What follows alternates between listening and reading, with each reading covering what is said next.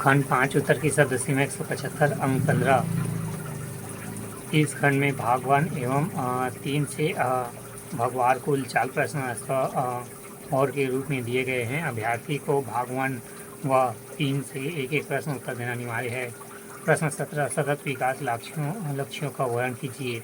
उत्तर ऐसे विकास जो वर्तमान पीढ़ी की आवश्यकताओं को पूर्ति इसी प्रकार से करता है कि भावी पीढ़ी को अपनी आवश्यकताएं पूरी करने के लिए किसी प्रकार का समझौता न करना पड़े। इसे सतत विकास के धारणीय विकास स्टेबलर डेवलपमेंट कहा जाता है।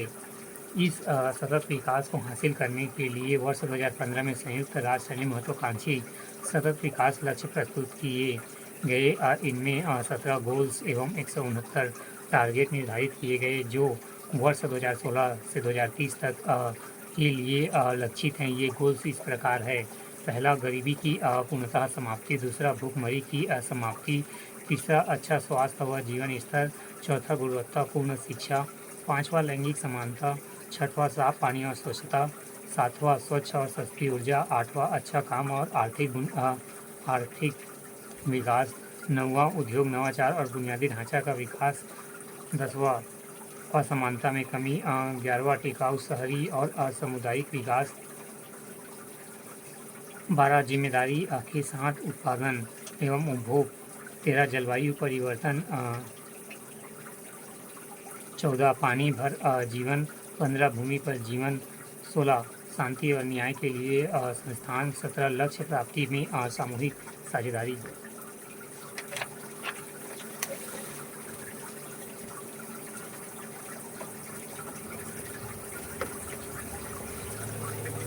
या पर्यावरण संरक्षण के साथ मानव विकास सतत विकास कहलाता है। संयुक्त राष्ट्र महासभा द्वारा 2015 में आयोजित सम्मेलन में एजेंडा 2030 के अंग के रूप में 17 सतत विकास लक्ष्यों को स्वीकार किया गया था जो निम्न हैं। पहला, गरीबी के सभी रूपों की पूरे विश्व से समाप्ति। दूसरा, भूखमरी की समाप्ति। खाद्य सुरक्षा एवं बेहतर पोषण। टिकाऊ कृषि को बढ़ावा। तीसरा, सभी आयु के लोगों में स्वास्थ्य सुरक्षा एवं स्वस्थ जीवन को बढ़ावा। चौथा, समावेशी एवं न्याय संगत गुणवत्तापूर्वक शिक्षा सुनिश्चित करने के लिए, साथ ही सभी को सीखने का अवसर देना। पाँचवा, लैंगिक समानता प्राप्त करने के साथ ही महिलाओं और लड़कियों को सशक्त करना। छठवां, सभी के लिए स्वच्छता और पानी की सतत प्रबंधन की उपलब्धता सुनिश्चित करना। सातवां, सभी के लिए निरंतर समावेशी और सतत आर्थिक विकास, पूर्ण और उत्पादक रोजगार एवं बेहतर कार्य को बढ़ावा देना। आठवां, सस्ती, विश्वसनीय, टिकाऊ और आधुनिक ऊर्जा तक पहुँच सुनिश्चित करना। नौवां, लचीला बुनियादी ढांचे एवं समावेशी और सतत औद्योगिकरण को बढ़ावा। 10वां, देशों के बीच और भीतर असमानता को कम करना। 11, सुरक्षित, लचीले और टिकाऊ शहर एवं मानव बस्तियों का निर्माण। 12, स्थायी खपत और उत्पादन पैटर्न में सुनिश्चित करना। 13, जलवायु परिवर्तन और उसके प्रभावों से निपटने के लिए तत्काल कार्यवाही करना। 14, स्थायी सतत विकास के लिए महासागर, समुद्रों और समुद्री संसाधनों का संरक्षण और उपयोग। 15, सतत उपयोग को बढ़ावा देने वाले स्थलीय पारिस्थितिकी प्रणालियों, सुरक्षा, जंगलों, भूमि संरक्षण और जैव विविधता को बढ़ाने, नुकसान से रोकने का प्रयास करना। 16, सतत विकास के लिए शांतिपूर्ण और समावेशी समितियों को बढ़ावा देने के साथ ही साथ सभी स्तरों पर इन्हें प्रभाव एवं जवाबदेही बनाना ताकि सभी के लिए न्याय सुसंगत हो सके।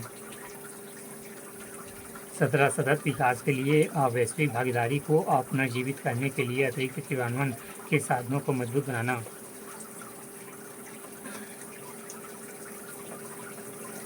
सतत विकास लक्ष्यों का मुख्य उद्देश्य विश्व से गरीबी को पूर्णतः खत्म करना एवं सभी समाजों में सामाजिक न्याय और पूर्ण समानता को स्थायी करना है। भारत की गंभीरता से इन लक्ष्यों की प्राप्ति के लिए निरंतर प्रयास है।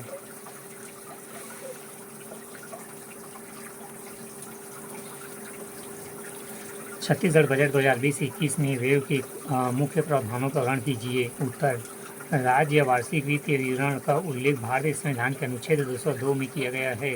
बजट में दो प्रकार के व्ययों का उल्लेख होता है। पहला राजस्व व्यय, दूसरा पूंजीगत व्यय। पहला राजस्व व्यय ऐसे व्यय जिसे सरकार उत्पादन कोटि की परिसंपत्तियों का सृजन नहीं होता है और न ही आय में वृद्धि होती है। दूसरा पूंजीगत व्यय ऐसे व्यय जिसे सरकार के उत्पादन कोटि की परिसंपत्तियों का सृजन होता है, साथ ही आय में वृद्धि होती है। राजस्व व्यय के दो प्रकार होते हैं। पहला योजनागत व्यय, ऐसे व्यय जिनका उल्लेख बजट में होता है तथा जिनके लिए विभिन्न राशि मांगी जाती है। दूसरा गैर योजनागत व्यय, ऐसे व्यय जिनके संबंध में सरकार अभिज्ञ होती है तथा राज्य सरकार के लिए 2020-21 के बजट में उल्लेख योजना अंतर्गत